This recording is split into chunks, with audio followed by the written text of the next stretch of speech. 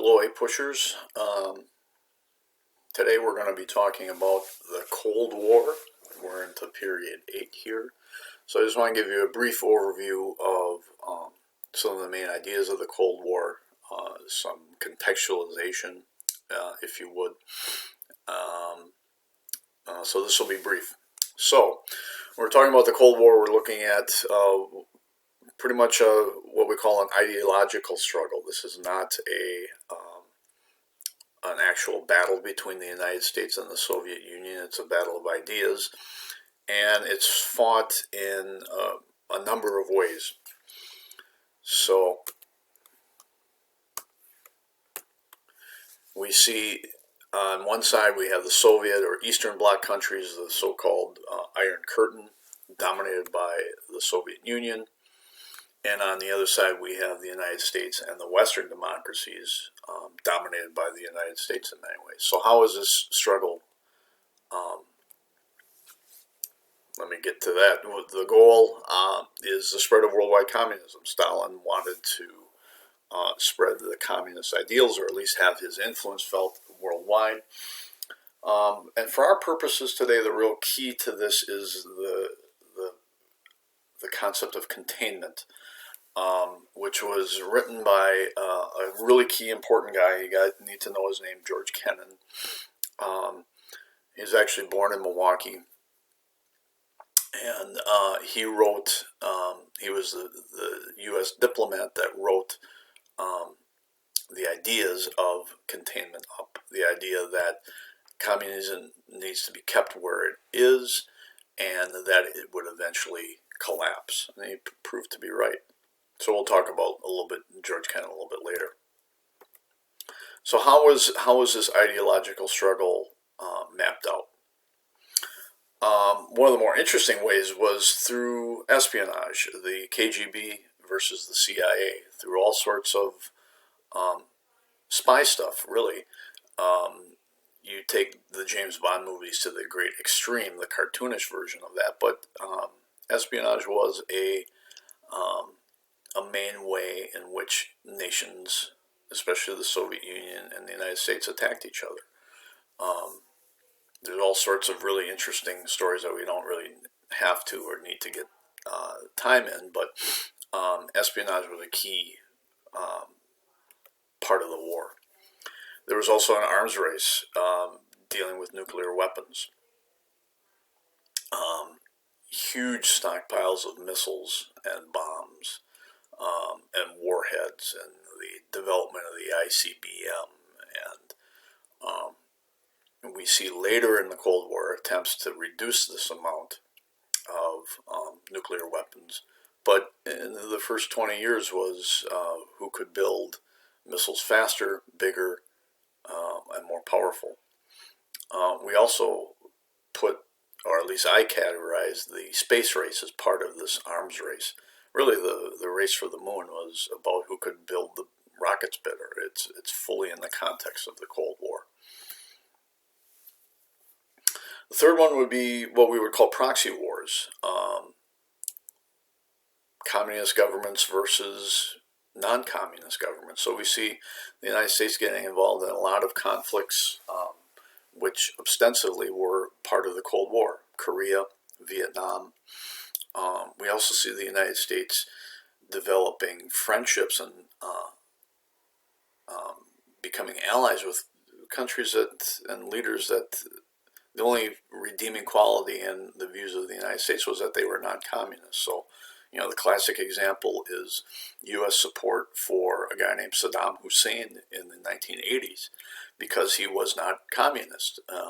And then we know in the 1990s and the 2000s, the United States had a different viewpoint on that. We also saw support for the guy, general in Chile, who was named General Pinochet, who was basically a fascist, but the United States supported him because he was non-communist. So it caused a lot of problematic connections in the second half of the 20th century. And the other thing we see is this division of Europe. The very easy way to define the division is between NATO, the North Atlantic Treaty Organization, and the Warsaw Pact. And we see this, what is called the bipolarization of Europe, a Europe that is divided basically down the middle between the West and the East. So we begin, first of all, with the division of Berlin, and you see on the lower right is how Berlin was occupied at the end of World War II, and we also see how Germany was occupied by the Allied powers, and Austria for that matter. The pink is the Soviet Union, green is the United States, yellow is the British, and the blue are the French. And that occupation zone set up the semi-permanent borders of Germany until 1991. This also leads to the first so-called battle of the Cold War, and that is the Berlin airlift, which I think you know about, but I have a video on that a little bit later that you can watch. So I referred to this bipolarization of Europe. The green is NATO or allied with NATO. The red is Warsaw Pact. The brown is neutral. So we see Austria becoming a neutral country, Sweden, and obviously Switzerland. It's interesting to note the country of Yugoslavia was a communist state, but its leader, a guy named Marshal Tito, didn't like Stalin and didn't get along with Stalin and sort of refused to completely go in the Soviet sphere. So we see later on when we talk about George Kennan argues that that is an opportunity for the United States to make arrangements with Yugoslavia, make connections with Yugoslavia. For even though they're communists, they're anti-Soviet. So, and which some people would call Kennan pro-communist, which he wasn't. But that was the sort of setup that he was talking about. So George Kennan wrote a famous article in the publication called Foreign Affairs called the X article, which he laid out the concept of containment. And the concept of containment was based on the traditional balance of power, where no one country could become too powerful and dominate Europe. One of the applications for that was, of course, the Marshall Plan. The Marshall Plan was, on the surface,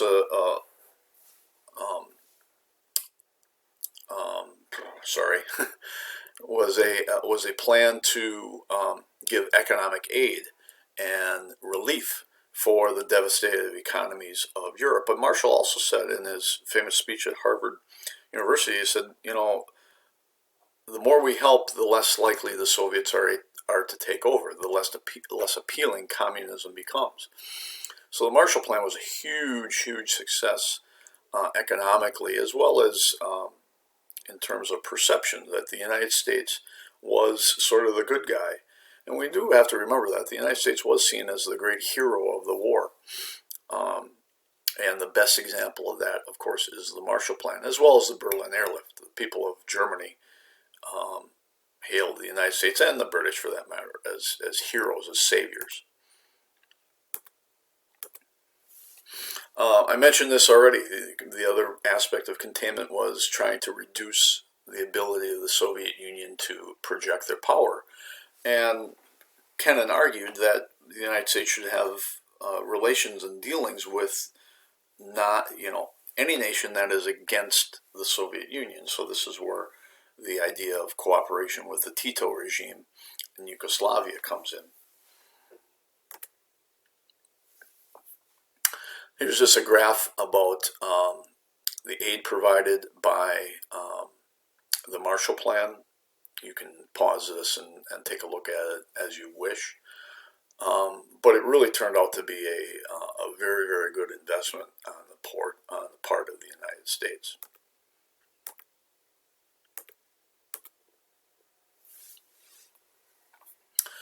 Another of the goals was adapting the Soviet concept of international relations, and the best example of this is sort of very quickly embracing Germany as an ally.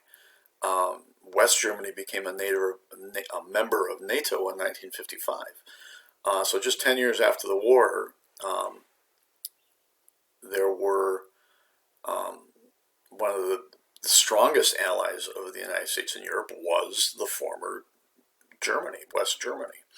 And it was that incident that, by accepting West Germany into NATO, that the Soviet Union created the Warsaw Pact.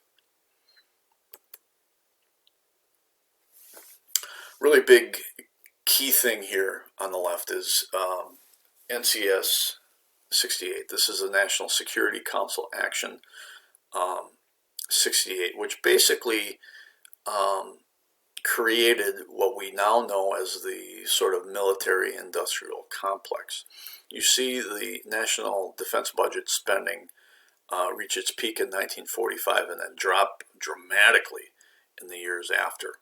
Well, after the creation of National Security Council Order 68, we see this sharp spike again and a steady rise of the national defense to be a permanent thing. It was a traditional thing for the United States to, after the end of the war, is dismantle the army and go back to normal.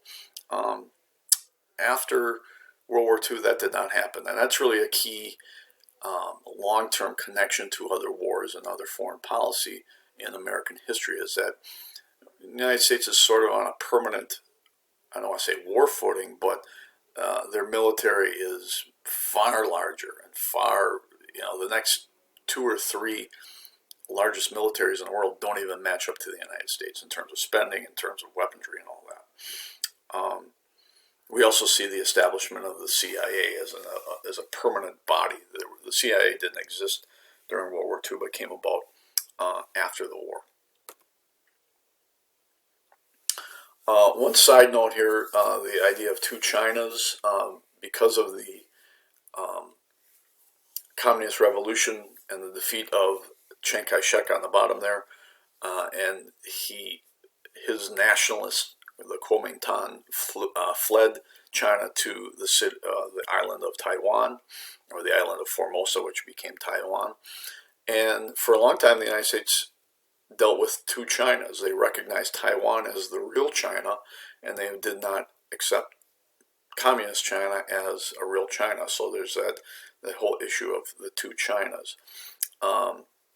That all changed in 1972 when Nixon visited Communist China for the first time, and then in the late 1970s, President Jimmy Carter recognized Communist China as the real China. Now, today, China still sees Taiwan as a runaway province. The United States hasn't officially recognized Taiwan as a nation, but that's a complicated issue. Example of proxy wars was, of course, the Korean War, which I'm not going to spend a whole lot of time on. But this was fought by the United States and the United Nations as a UN conflict that we are still sort of in stalemate and all sorts of problems with Korea today.